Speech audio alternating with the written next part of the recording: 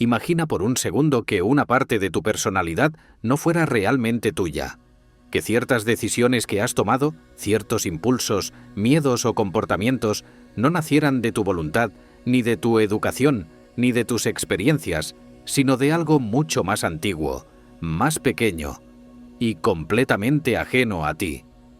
Porque nos gusta pensar que somos libres, que controlamos nuestra mente, que cada pensamiento que cruza nuestra cabeza es producto de nuestra lógica, de nuestras emociones o de nuestra identidad. Pero la naturaleza tiene una forma bastante incómoda de recordarnos que el cerebro no es una fortaleza inexpugnable. Es más bien una puerta. Y algunas cosas han aprendido a abrirla sin que te des cuenta. No estamos hablando de ciencia ficción ni de control mental al estilo de una película barata. No hay chips, ni señales secretas, ni teorías conspirativas.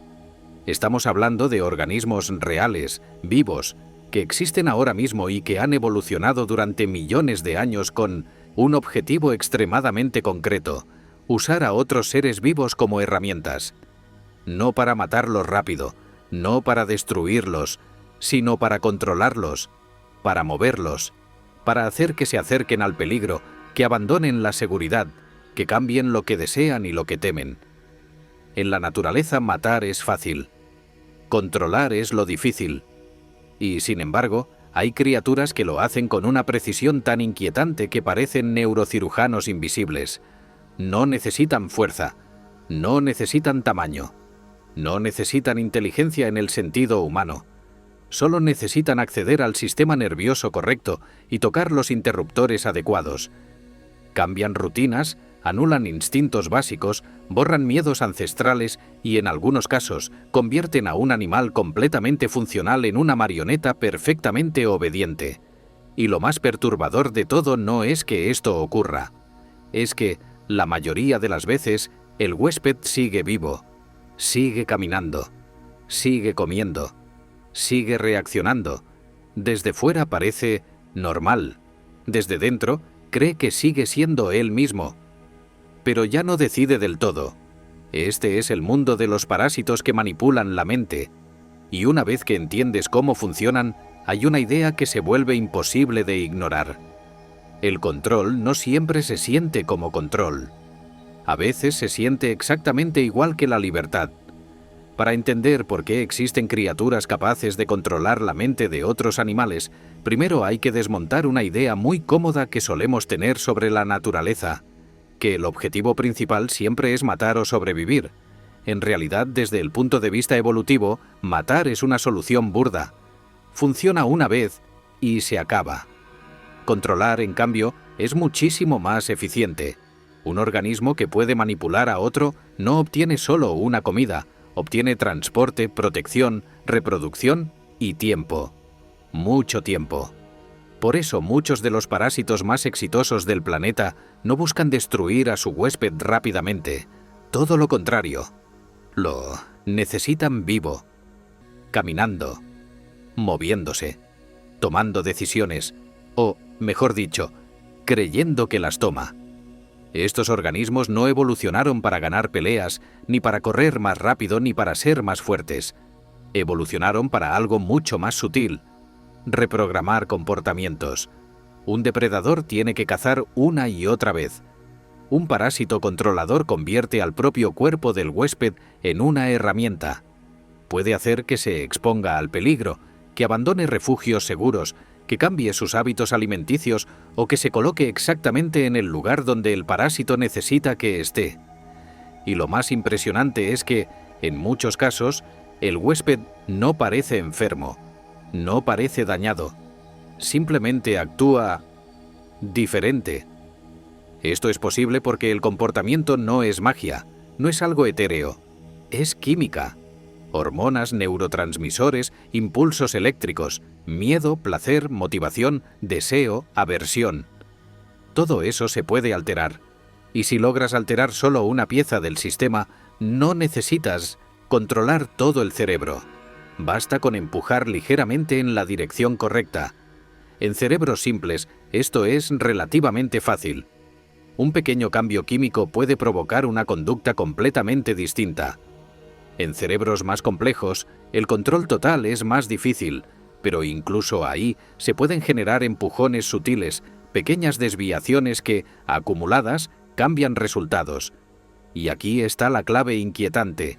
Estos parásitos no improvisan, no actúan al azar.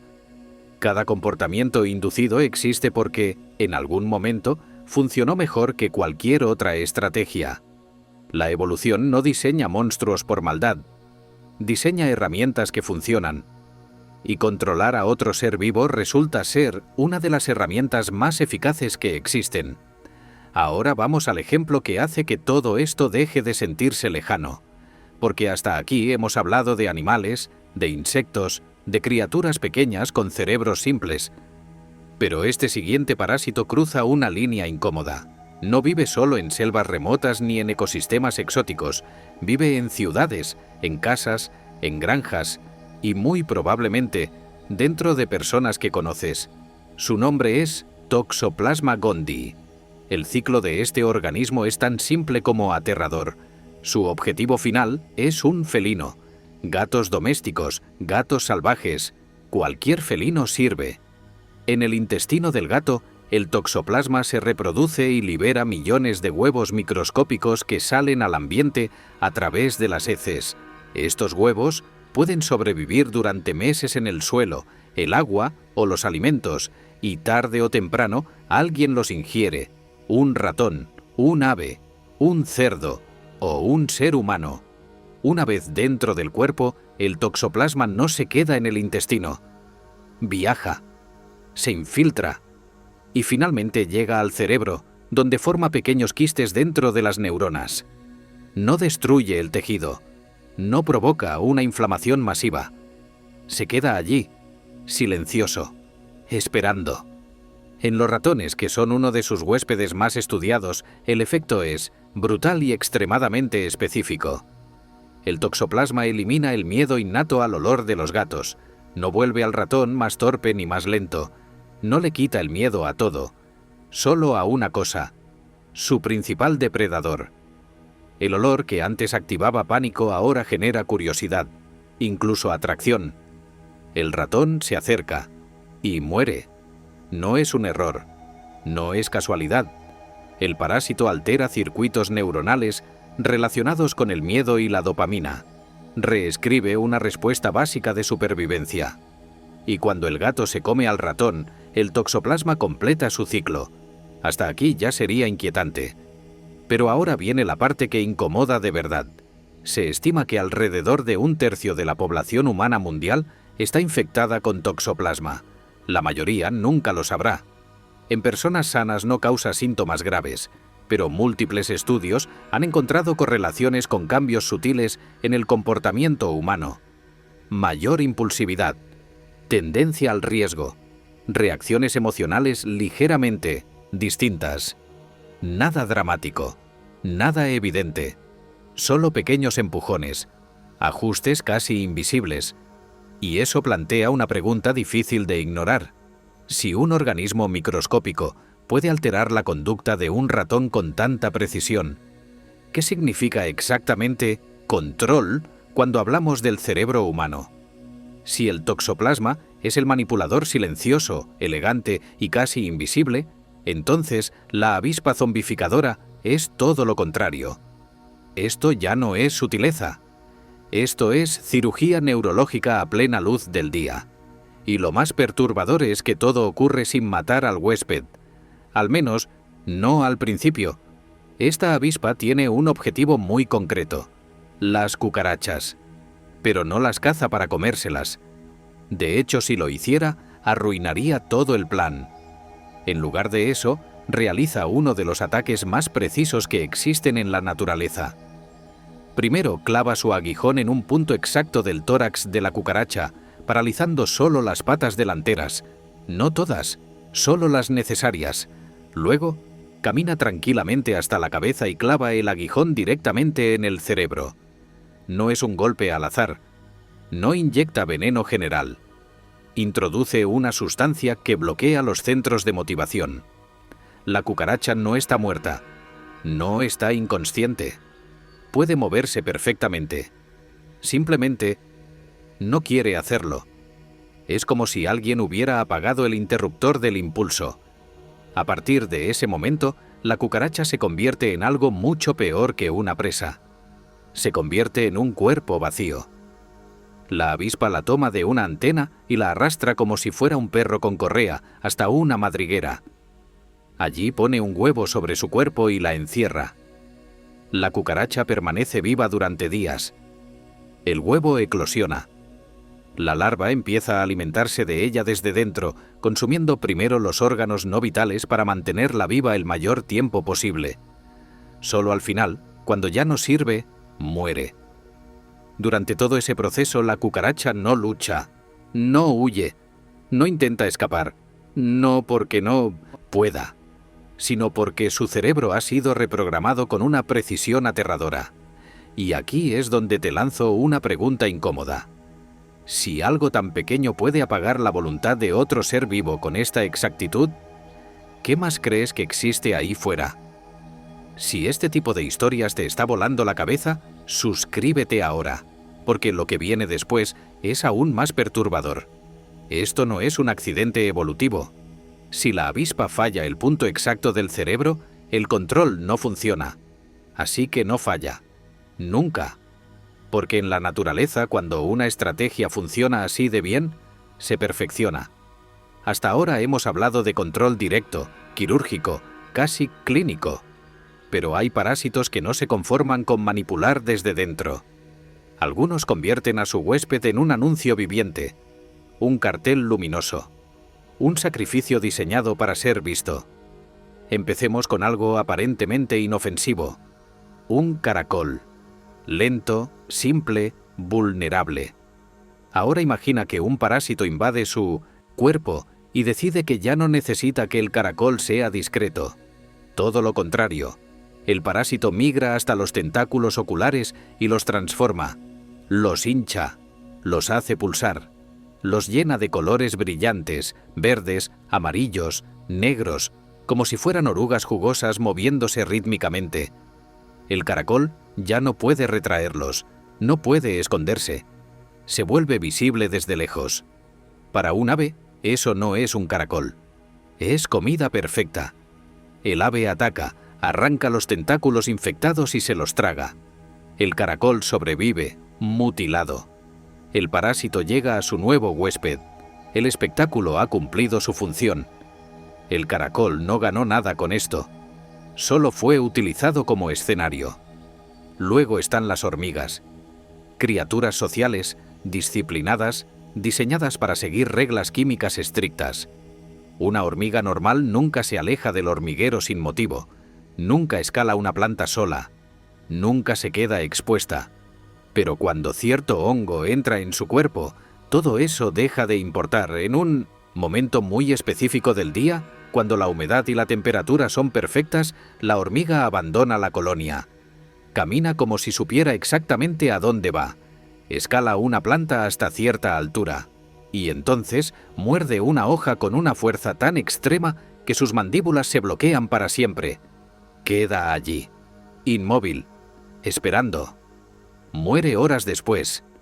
Desde ese punto elevado, el parásito libera esporas que caen directamente sobre otras hormigas que pasan por debajo. El comportamiento no es accidental. No es confusión. Es una orden biológica ejecutada con precisión absoluta. Lo más inquietante es que el parásito no controla a la hormiga todo el tiempo. Solo toma el control cuando lo necesita. El resto del día, la hormiga cree que sigue siendo ella misma. Trabaja, camina, vive, hasta que deja de hacerlo. Aquí no hay violencia visible, no hay lucha, solo una decisión que nunca fue realmente suya. Y esa es la parte que más debería incomodarte. Si los ejemplos anteriores te parecieron extremos, es porque todavía no hemos hablado de los parásitos que no solo alteran una acción concreta, sino que reescriben completamente la personalidad de su huésped. No un reflejo, no una reacción puntual, una transformación profunda y sostenida. Imagina un saltamontes, un insecto terrestre. Su instinto más básico es evitar el agua. No sabe nadar. no puede sobrevivir en ella.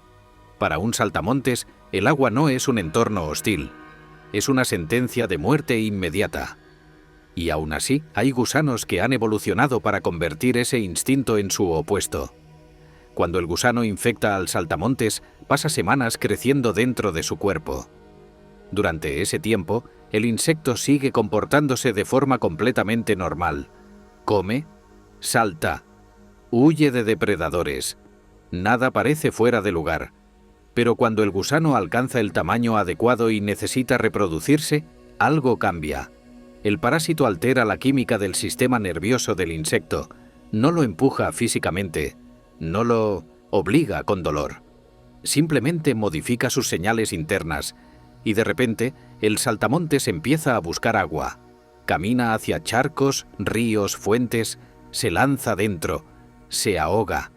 En ese momento el gusano sale del cuerpo, ahora libre para reproducirse. El insecto muere sin entender jamás por qué hizo lo que hizo. Desde fuera parece un acto suicida. Desde dentro fue una decisión que se sintió correcta. Este patrón se repite una y otra vez en la naturaleza. Parásitos que no necesitan controlar cada músculo, sino solo inclinar la balanza interna, cambiar lo que se siente como deseo, como urgencia, como buena idea. Volvemos a las hormigas.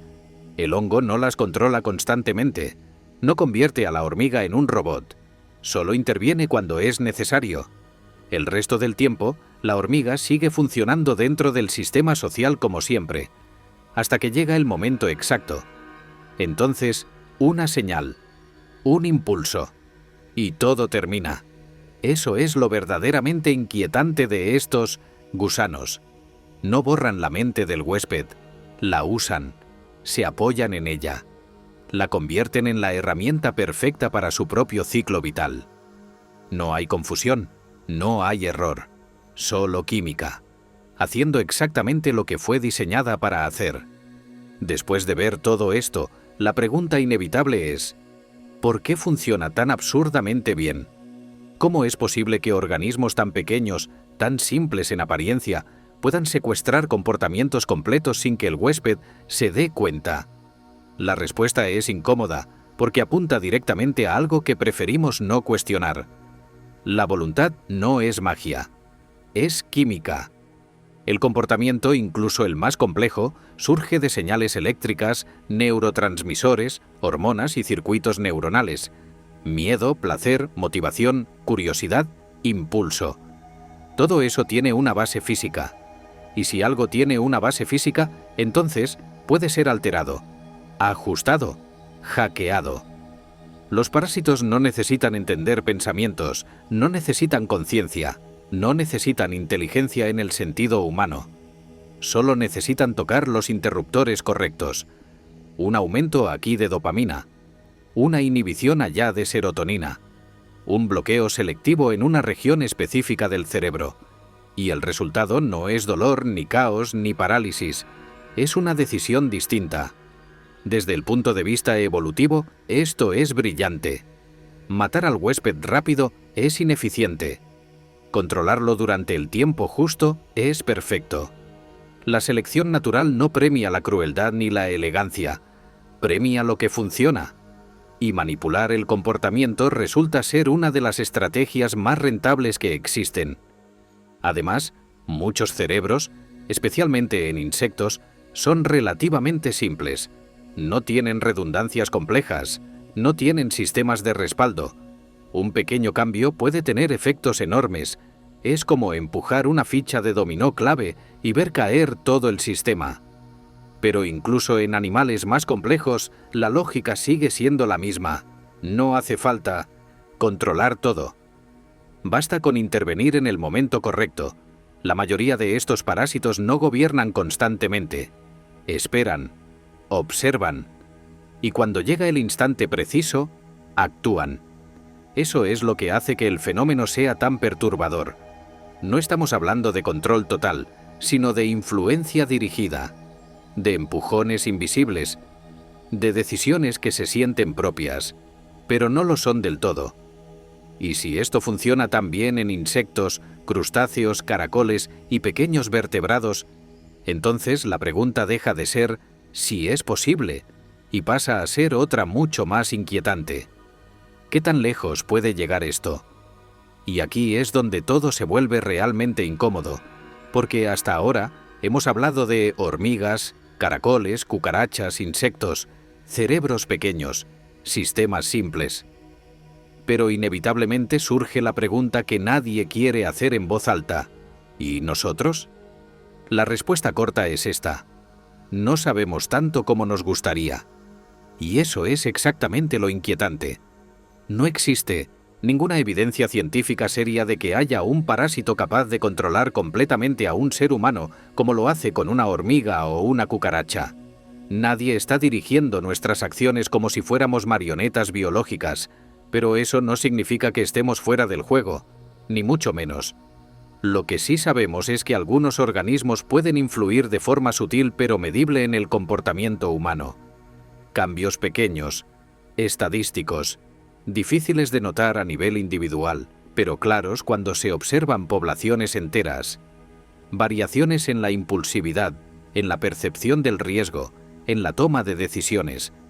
No órdenes directas, empujones. Y eso es lo que más inquieta a los científicos, la influencia parcial, porque no rompe la ilusión de control, la mantiene. Nuestro cerebro es más complejo, sí. Tiene más capas, más redundancias, más protección. Pero también es químico. También funciona con neurotransmisores. También responde a estímulos, internos y externos. Hambre, estrés, miedo, deseo, recompensa. Todo eso sigue reglas físicas. Y la evolución no necesita dominarlo todo. Solo necesita encontrar grietas. Además, hay algo importante que muchas veces se pasa por alto. La ciencia solo puede estudiar lo que puede medir. Y el comportamiento humano es ruidoso, variable, influenciado por miles de factores. Eso significa que efectos pequeños pueden pasar desapercibidos durante décadas, o confundirse con personalidad, o cultura, o azar. Y aquí es donde entra la incomodidad real. Porque aunque hoy no tengamos pruebas de un parásito controlador humano al estilo de una película, tampoco podemos afirmar con absoluta certeza que no existan influencias que aún no entendemos. El mundo microscópico es enorme. Y nuestro conocimiento, limitado. La idea no es el miedo, es la humildad. Entender que el cerebro no es intocable, que la sensación de libre albedrío puede convivir con influencias invisibles, y que, quizás, no somos tan excepcionales como nos gusta pensar, porque la evolución no se detiene en nosotros. Después de todo lo que acabas de escuchar, hay una idea que resulta imposible de ignorar. Nadie está completamente a salvo del control. No porque exista una conspiración, no porque alguien esté observando desde las sombras, sino porque la naturaleza no juega limpio. Nunca lo ha hecho. La evolución no tiene ética, no tiene compasión, no distingue entre lo correcto y lo cruel. Solo selecciona lo que funciona. Y si algo funciona mejor controlando en lugar de matando, entonces eso es lo que permanece. Una y otra vez. Durante millones de años. Los parásitos que hemos visto hoy no son errores, no son anomalías. Son soluciones evolutivas extremadamente exitosas. Soluciones que convierten cerebros en herramientas, cuerpos en vehículos y comportamientos en armas biológicas. Y lo más perturbador no es que existan, es que funcionen tan bien que el huésped casi nunca se da cuenta. Nos gusta pensar que el libre albedrío es algo sólido, inquebrantable. Pero la biología sugiere otra cosa. Sugiere que la voluntad es frágil, que depende de equilibrios químicos delicados, que basta alterar unos pocos circuitos para cambiar decisiones, miedos, impulsos, direcciones enteras de una vida. Y aunque los humanos no seamos marionetas completas, la lección sigue ahí, incómoda e inevitable. El control absoluto es una ilusión. Siempre lo ha sido. La naturaleza no necesita dominarte por completo. Solo necesita empujarte lo suficiente.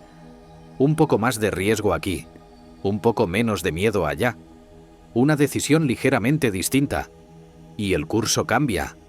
Eso es lo que hace que este tema sea tan inquietante, porque no se trata de monstruos externos, se trata de recordarnos que somos animales, complejos, sí, inteligentes también, pero animales al fin y al cabo, sujetos a las mismas reglas básicas que gobiernan a una hormiga, un caracol o una cucaracha.